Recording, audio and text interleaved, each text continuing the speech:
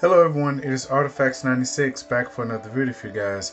Okay, you guys, I'm just gonna go ahead and skip the pleasantries, and just go ahead and right into it. Okay, I'm pretty sure you've heard the story about a country singer called Morgan Wallen. I think that's how you say his name, or Wallen. Either way, it doesn't matter.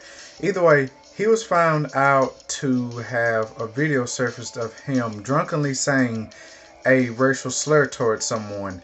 Now, regardless of whoever the race of this person was, he still said the racial slur, and it was already in his vocabulary, which says a lot about his character.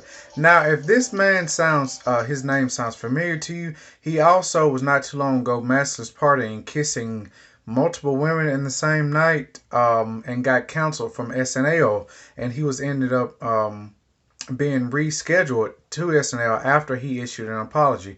So this is already someone who seems like he has, even though he hasn't been famous for that long, he already has a history of consistently being a fuck up. And this is something that people really need to learn with people, that you should only give people so many chances to see that this is who they are, this is what they're about.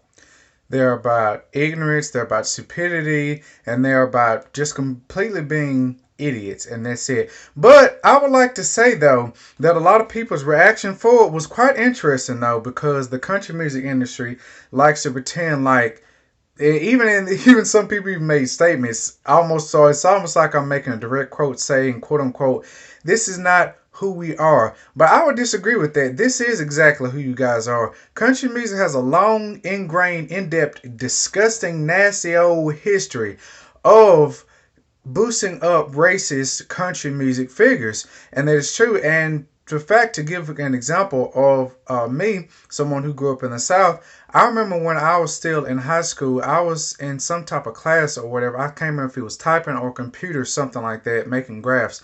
And on the radio, while the teacher was outside, there was a song that was playing. I think it was a fairly new song, and it had the lyrics, "Pick that cotton, you black son of a bitch." And baby, this was when Obama was in the White House, so this is how long ago this was. But nobody batted an eyelash. Nobody said anything about it. Of course, there were some people in the black community and black country singers. I'm pretty sure some of them had something to say about it, but no one paid them attention. There was no news story.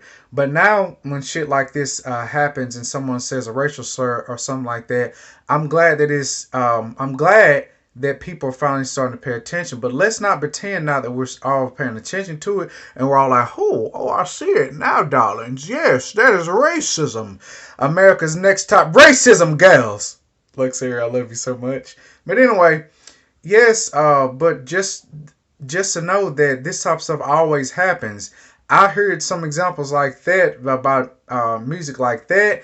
I mean, and there was more microaggressions in songs, referring to slavery and the Confederacy, even before this son of a gun even just came up on the scene to just fuck it up and make everybody look even more stupid. But there was a black country singer called Guyton. I believe I'm pronouncing her name correctly. She was one of the people to say, well, one of the main ones to say that, yes, sweetie, this is you guys. This isn't just like, oh, this is not who you are. I'm glad she clocked it too. So shout out to her. Thank you so much for clocking that. Her statement was pretty much, and I'm paraphrasing, saying that people always do this when people are called out for doing racist, stupid, bigoted crap. Country music as a whole, like country music stars, always comes out to say in defense of the entire industry, saying this is not who we are, this is not who we are. But just like she said, I really do agree with her. This is who you are. Because if it was just like a one-time deal and it was just like a one-off and done and people punished them, they didn't invite him to anything else, and it was it, there'll be one thing. But there is a long ingrained history, just like Guyton said. Now, it is important to mention that he did issue another video saying for his fans to not defend him, but that still doesn't take away from the fact that since this has happened, his album sales have risen up. In fact, I read one article that says that his album sales are almost up to by 200%. So pretty much in this industry, in the country music industry, racism sells. and that's an absolute shame. So before I end this video, I would like to tell you about some black people who shaped the country music industry that you may not have heard of before. Those people are, man, people like Charlie Pride, who won 3 Grammys and was introduced into the Country Music Hall of Fame back in 2002. Claire Francis, who left his job as a cardiologist to chase his dream as a country music star. He ended up recording songs like Love, Light, and You Do My Heart Good, which did well on the country music charts. And yes, your eyes do not deceive you. The Pointer Sisters, who I had no idea released a country album in 1974. That album was called That's a Plenty. And of course, you know I was going to have Darius Rucker on here looking daddy AF with that damn guitar while he's sitting on this porch. Anyway, Darius Rucker, yes, he is a multi-award winning country music artist, and he got his start as the lead of the band Hootie and the Blowfish.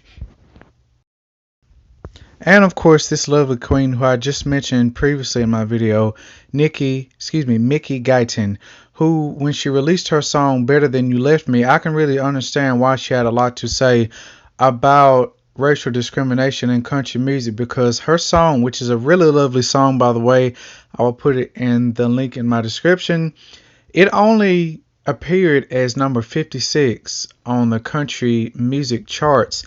And also, she was the first black woman to perform at the ACMs, I guess, the American Country Music Awards. So yeah, that speaks a lot, that speaks volumes, but I'm glad that she spoke out, and I hope she continues to do so.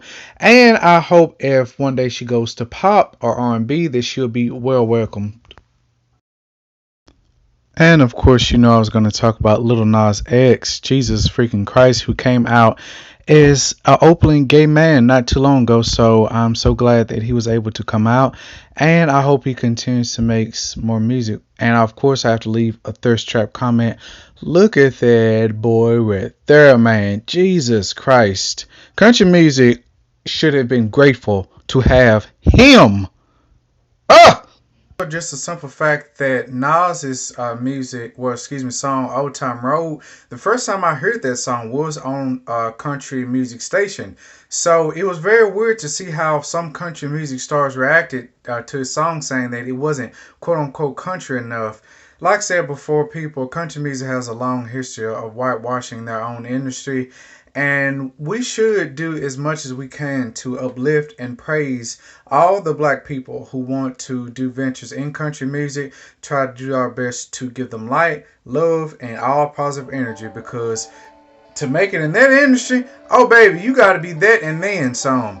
But that's all I have for today. Please look up some more country music, some black country music legends. If I haven't named enough, which I know I haven't, I could go on for hours.